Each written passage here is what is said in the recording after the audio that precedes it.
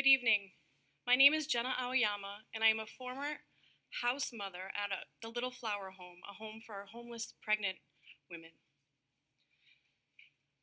Today I'd like to speak and give a testimony on behalf of a friend of mine, and here it is. Ladies and gentlemen, my name is Madeline, and since I unfortunately could not be with you today, I have given my dear friend permission to share this on my behalf in hopes that my testimony may change hearts and minds. In 2009, I was unmarried, completely broke, going to trade school, and living with family. I had also just ended a volatile, abusive relationship.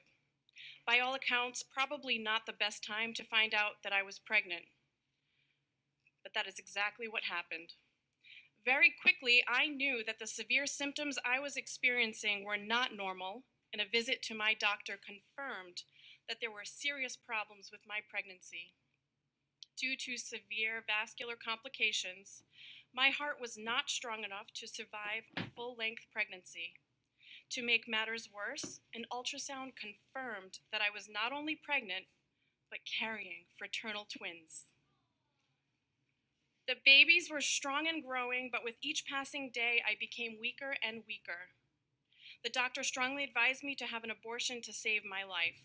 Suddenly, I found myself as the subject of that off-cited scenario where an abortion is needed to save the life of a mother. I found it shocking that while being so concerned with saving my life, my doctor didn't seem concerned about saving the lives of my 2 children in my womb.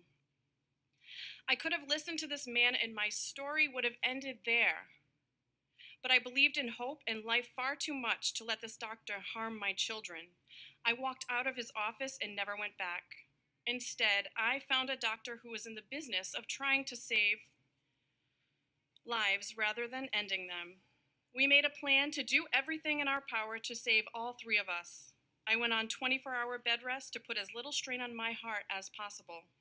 I ate carefully, took my vitamins, and even went on oxygen.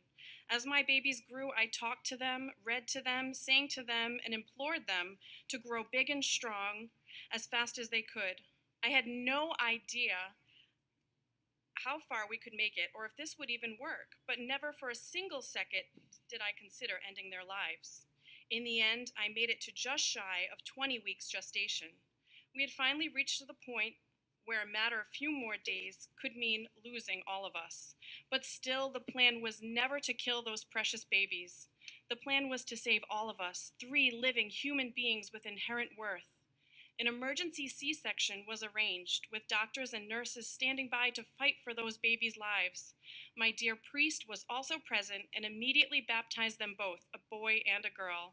Sadly, neither of them lived more than a few minutes. They were simply too small.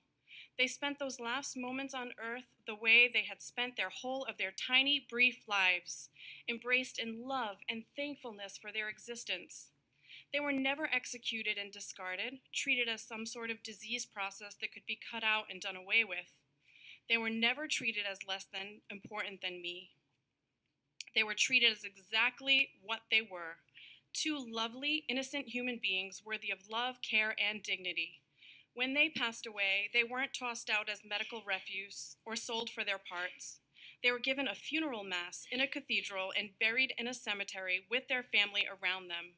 They were valued, treasured, and fought for.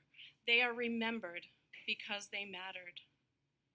I wanted to share this with all of you today because I'm sick and tired of a situation just like mine, hers, being held up as some kind of valid reason for murdering these innocent children. It isn't necessary to save the life of the mother for an abortion. It isn't valid. It is barbaric and inhumane. Children in the womb are human beings and are worthy of these human rights. They deserve to be fought for, not against. So today, I ask you to think again.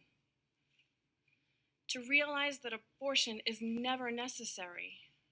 Please, from the bottom of my heart, I beg you to make laws that protect the safety and dignity of mothers and their babies. Life is worth fighting for, both ours and theirs. Thank you. Any questions? Okay.